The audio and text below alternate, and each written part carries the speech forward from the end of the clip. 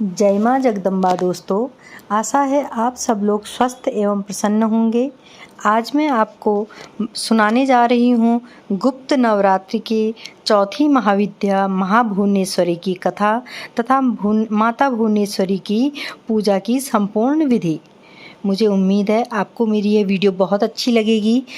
अगर आपको कुछ भी अच्छा लगे तो प्लीज़ लाइक, शेयर और सब्सक्राइब करना ना भूलें। दोस्तों, 22 जून 2023 को गुप्त नवरात्रि का चतुर्थ दिन है। गुप्त नवरात्रि के चौथे दिन माँ भुवनेश्वरी की पूजा की जाती है। गुप्त नवरात्रि में साधक माँ के 9 रूपों के साथ साथ 10 महाविद्याओं की भी पूजा करते हैं। खासकर जो लोग तंत्र साधना करते हैं वो गोपनीय तरीके से गुप्त नवरात्रि में 10 महाविद्याओं की पूजा करते हैं। गुप्त नवरात्रि के चतुर्थ दिन माँ भुवनेश्वरी की पूजा की जाती है। माँ भुवनेश्वरी 10 महाविद्याओं में चतुर्थ स्वरूप विद्या मानी जाती है। माँ भुवनेश्वरी को तीनों लोकों की ईश्वरी माना जाता है। माँ भुवनेश्वरी साक्षात पूरे संसार को धारण करती है और इसका पालन पोषण करती हैं। माँ भुवनेश्वरी को जगत माता और जगतदात्री के नाम से भी जाना जाता है। माँ भुवनेश्वरी आकाश, वायु, पृथ्वी, अग्नि और जल का निर्माण करती हैं। शास्त्रों में माँ भुवनेश्वरी को मूल प्रकृति कहा जाता है। माँ भुवनेश्वरी भगवान शिव के वाम अंग में विराजमान रहती हैं। इनकी पूजा करने से ऐश्वर्य की प्राप्ति होती है और जीवन की सभी समस्याएं दूर हो जाती हैं और मनुष्य की सभी मनोकामनाएं पूर्ण हो जाती हैं। माँ भुवनेश्वरी का स्वरूप कैसा है? आइए अब मैं आपको बताऊंगी माँ भुवनेश्वरी का स्वरूप कैसा है। माँ भुवनेश्वरी को शक्ति और सृष्टि क्रम में महालक्ष्मी स्वरूप माना जाता है। आदि शक्ति भगवती माँ भुवनेश्वरी भगवान शिव की सभी लीलाओं में उनकी सहचरी है। माँ भुवनेश्वरी का स्वरूप बहुत ही सौम्य है और इनके समस्त अंग कांति से परिपूर्ण हैं। ये अपने सभी भक्तों को अभय और समस्त सिद्धियां प्रदान करती हैं। माँ भुवनेश्वरी को 10 महाविद्याओं में 5वीं महाविद्या माना जाता है। देवी पुराण में बताया गया है कि मूल प्रकृति का दूसरा नाम भुवनेश्वरी है। माँ भुवनेश्वरी के श्री अंगों से प्रातःकाल के सूर्य के समान आभा निकलती रहती है। माँ अपने मस्तक पर चंद्रमा का मुकुट धारण करती हैं। इनके 3 नेत्र हैं और इनके मुख पर हमेशा मुस्कान छाई रहती है। माँ भुवनेश्वरी देवी के हाथों में पास, अंकुश, वरद तथा अभय मुद्रा विराजमान रहते हैं। आइए अब मैं आपको बताती हूँ गुप्त नवरात्रि में माँ भुवनेश्वरी की पूजा कैसे की जाती है। गुप्त नवरात्र में माँ भुवनेश्वरी की पूजा करने के लिए सबसे पहले स्नान करने के पश्चात स्वच्छ वस्त्र धारण करें। अब किसी एकांत कमरे में या अपने घर के पूजा कक्ष में पूर्व दिशा की ओर मुख करके बैठ जाएं। पूजा में बैठने के लिए हमेशा सफ़ेद ऊनी आसन का प्रयोग करें। अब अपने सामने एक लकड़ी की चौकी रखकर उस पर गंगाजल छिड़ककर उसे शुद्ध कर लें। अब चौकी पर सफ़ेद रंग का कपड़ा बिछाकर उस पर आप एक प्लेट रखें। प्लेट में आप रोली से त्रिकोण का निर्माण करें। आपने प्लेट में त्रिकोण बनाना है और त्रिकोण रोली से बनाइए। अब इस त्रिकोण में अखंडित चावल भर दें। अब इन चावलों पर सिद्ध प्राण प्रतिष्ठा युक्त भुवनेश्वरी यंत्र की स्थापना करें।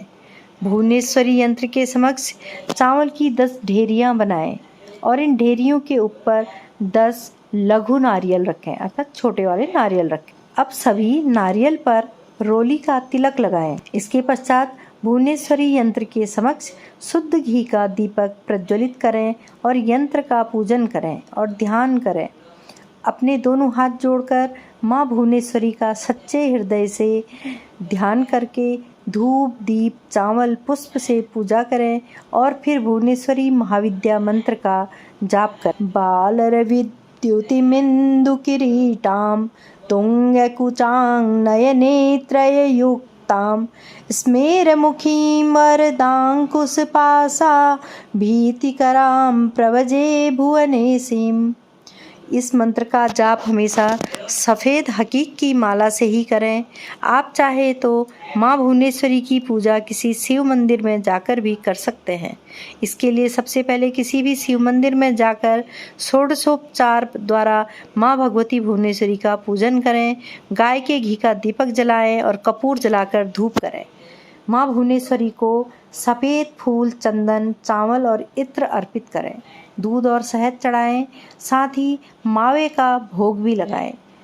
इसके पश्चात ओम श्री भुवनेश्वराय नमः मंत्र का 108 बार जाप करें।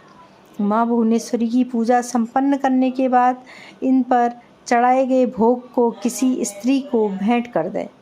अगर आप ऐश्वर्य प्राप्त करना चाहते हैं तो माँ भुवनेश्वरी पर रात रानी का इत्र अर्पित करें। दोस्तों, यह अचूक उपाय है। आपको अगर ऐश्वर्य चाहिए, ख्याति प्राप्त करनी है, ऐश्वर्य प्राप्त करना है तो आप रात रानी का इत्र अवश्य अर्पित करें। पारिवारिक समस्याओं को दूर करने के लिए माँ भुवनेश्वरी पर 12 सफ़ेद रंग के फूल अर्पित करें। अगर आप अपनी किसी खास मनोकामना की पूर्ति करना चाहते हैं तो देवी भुवनेश्वरी पर चढ़े हुए चावलों को अपने बेडरूम में छुपा कर रख दें। माँ भुवनेश्वरी की पूजा में क्या क्या बातें ध्यान रखी जाएंगी, आइए मैं अब आपको बताती हूँ। महाविद्या माँ भुवनेश्वरी की साधना करने के लिए उपासक को सभी सामग्री में खास रूप से सिद्धि युक्त होना चाहिए। अगर ऐसा नहीं हुआ तो आप माँ भुवनेश्वरी की उपासना नहीं कर पाएंगे। माँ भुवनेश्वरी की उपासना के लिए उपासक को सिद्ध प्राण प्रतिष्ठा, भुवनेश्वरी यंत्र, सफ़ेद हकीक या रुद्राक्ष माला, 10 लघु नारियल, ये 3 चीज़ों का होना सबसे अत्यंत आवश्यक है। माँ भुवनेश्वरी की साधना हमेशा सुबह 4 से 6 बजे के बीच या रात्रि 10:15 बजे के बाद ही करनी चाहिए। माँ भुवनेश्वरी की पूजा करने के बाद भुवनेश्वरी कवच का पाठ अवश्य करना चाहिए और माँ भुवनेश्वरी की यह साधना 11 दिनों की होती है।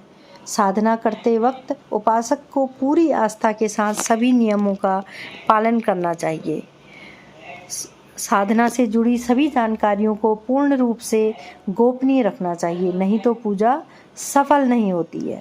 11 दिनों के बाद पूजा संपन्न करने के पश्चात भुवनेश्वरी यंत्र को अपने घर के मंदिर या तिजोरी में लाल वस्त्र से बांधकर 1 साल के लिए रख दें। पूजा में इस्तेमाल हुई सभी बाकी सामग्रियों को नदी में प्रवाहित कर दें या किसी पीपल के नीचे दबा दें। ऐसा करने से आपकी साधना पूर्ण हो जाएगी और आपके ऊपर माँ भुवनेश्वरी देवी की असीम कृपा बनी रहेगी। साधना करने से मनुष्य को ज्ञान, धन, सम्मान, प्रतिष्ठा की प्राप्ति होती है। आइए दोस्तों, अब मैं आपको सुनाती हूँ आदिशक्ति माँ भुवनेश्वरी के स्वरूप की पौराणिक कथा। पौराणिक कथा के अनुसार त्रिदेव भगवान ब्रह्मा, विष्णु और रुद्र के बीच जगत की संरचना प्रारंभ करने हेतु मंथन चल रहा था। तभी एक उड़ता हुआ रथ उनके सामने प्रकट हुआ और आकाशवाणी हुई, जिसमें उन्हें रथ में बैठने का आदेश मिला। जैसे ही त्रिदेव रथ में बैठे, यह रथ मन की गति से उड़ने लगा और उन्हें एक कौतूहल भरे स्थान पर लेकर गया। वास्तव में यह स्थान रत्नों का द्वीप था, जिसके चारों तरफ अमृत का सागर और मनमोहक घने वन थे। जैसे ही त्रिदेव रथ से उतरे, वे स्त्री स्वरूप में बदल गए। उन्होंने उस द्वीप का अच्छी तरह से मुआयना किया तो वहाँ पर उन्हें एक नगर मिला। उस नगर के चारों तरफ सुरक्षा की 9 परतें थीं और वही नगर की सुरक्षा में उग्र स्वभाव के भैरव, क्षेत्रपाल, मातृका और दिक्पाल व्यस्त थे। जैसे ही वे शहर के अंदर गए, शहर का सौंदर्य और विकास देखकर मंत्रमुग्ध हो गए।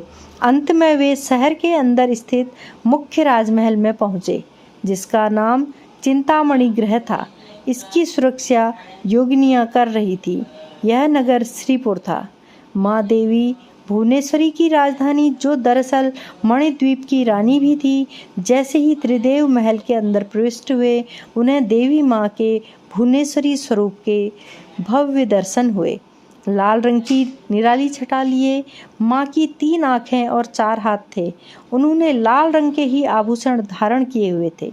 उनके तन पर लाल चंदन का लेप लगा हुआ था और लाल कमल की माला पहनी रखी थी। बाएं हाथ में उन्होंने अंकुश और फरसा पकड़ा था, वहीं दाएं हाथ से अभय और वरदा मुद्रा दिखा रही थीं। उनके मस्तक पर मुकुट अर्धचंद्र रूपी मणि द्वारा सुसज्जित था। माँ श्वेत वर्ण के त्र्यंबक भैरव के बाएं गोद में बैठी थीं। उन्होंने श्वेत वस्त्र पहन रखे थे एवं सर के ऊपर भी अर्धचंद्र व गंगा जी धारित थी। उनके पंचमुख में से प्रत्येक पर 3 नयन थे। उनके 4 हाथ थे, जिसमें वे 2 हस्त में त्रिशूल व फरसा लिए हुए थी, जबकि अन्य 2 हस्त से वरदा और अभय मुद्रा भी प्रदर्शित करते दिख रही थी। देवी भुवनेश्वरी और त्र्यंबक भैरव पंचप्रेत आसन पर आसीन थे। पंचप्रेतासन वह सिंहासन है जिसमें परम शिवा गद्दी के रूप में तथा 5 पैरों वाली जगह सदाशिव, ईश्वर, रुद्र, विष्णु और ब्रह्मा स्थापित हैं। इन सब की सेवा में अनेक योगिनियाँ थीं। इनमें से कुछ पंखा डोल रही थीं, कुछ कपूर डालकर पान के पत्ते समर्पित कर रही थीं, कुछ नए शीशे पकड़े हुए थीं, कुछ घी, शहद और नारियल पानी समर्पित कर रही थीं। कुछ माँ के केसों का श्रृंगार करने के लिए तैयार दिख रही थी। वहीं कुछ माँ के मनोरंजन के लिए नृत्य तथा गायन में लिप्त थी। त्रिदेव ने वहाँ पर असंख्य ब्रह्मांड देखे। हर ब्रह्मांड में उनकी तरह ही त्रिदेव थे और यह सब उन्होंने माँ भुवनेश्वरी के पैरों के नाखून में ही देख लिया था। कुछ ब्रह्मांड की रचना ब्रह्मा जी कर रहे थे, कुछ विष्णु जी द्वारा पाले जा रहे थे, वहीं कुछ रुद्रदेव द्वारा संहारित किए जा रहे थे।